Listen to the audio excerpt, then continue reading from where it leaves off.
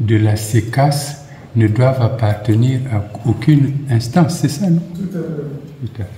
Mais seulement, lorsque vous avez un problème au sein de votre fédération, un problème que les organes internes de la fédération n'ont pas pu régler, eh bien, vous devrez saisir la chambre de conciliation et d'arbitrage du sport qui va trancher. C'est bien ça, non? C'est tout à fait ça. Surtout que dans nos fédérations, le seul problème qui divise les gens, ce sont les élections. Les assemblées générales électives. Là, par exemple, au niveau de la Fédération congolaise de handball, les gens n'arrivent pas à s'entendre. Une assemblée générale et que le perdant avait contesté, il est allé à la CECAS, on a repris les choses, ça n'a pas marché, on a démis, je crois, la commission électorale indépendante. Le président sortant demande qu'il y ait une trêve de 1 mois pour réajuster les choses.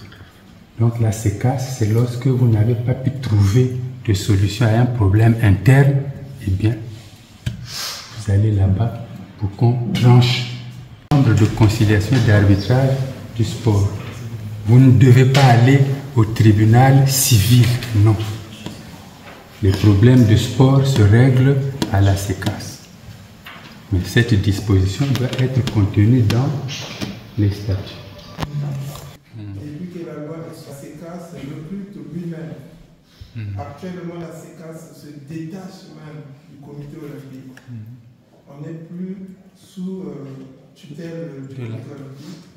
Nous sommes devenus une juridiction étatique. Parler du tribunal civil qu'on ne devait pas voir, qu'on serait allé normalement à la CECAS pour des cas de sport. Et si le problème qu'il y a dans le milieu sportif est lié par exemple aux finances, un cas d'escroquerie par exemple, de détournement de fonds, est-ce que ça s'arrête à la CECAS ou ça va aller au pénal? Le détournement de fonds, des fonds de l'organisation sportive. Exactement. Mais c'est le sport, c'est la CECAS. Toujours là. Oui, parce que il fait la lex sportiva, c'est-à-dire la loi sportive. Chaque organisation crée ses propres règles. Les statuts et le règlement intérieur sont notre constitution. Nous devons les respecter. Et au-delà des statuts de la fédération, il y a les statuts de la fédération continentale et les statuts de la fédération internationale. C'est tout ça qui fait force de loi. Mais ces dispositions-là ne sont pas toujours prises en compte par le pénal, comme vous le dites. Il y avait eu un problème de détournement de fonds. Non, je crois que c'est de corruption, je ne sais pas, quelque chose de ce genre, au niveau de la FIFA. Mais où sont-ils allés? C'est au TAS, au tribunal arbitral du sport. Au mot de circonstance du président de la Fédération congolaise de boxe des pharaons et disciplines associées. Monsieur le représentant du directeur général des sports, Messieurs les membres du bureau exécutif de la Fédération congolaise de boxe des pharaons et disciplines associées, Monsieur le président de l'Association congolaise des arts martiaux et Mixed Fighting System, Messieurs et Madame les membres du bureau exécutif de l'Association congolaise d'arts martiaux et Mixed Fighting System, distingués invités, chers membres de l'Association congolaise d'arts martiaux et Mixed Fighting System, aujourd'hui mérite d'être marqué d'une pierre blanche par l'Association congolaise d'arts martiaux et Mixed Fighting System.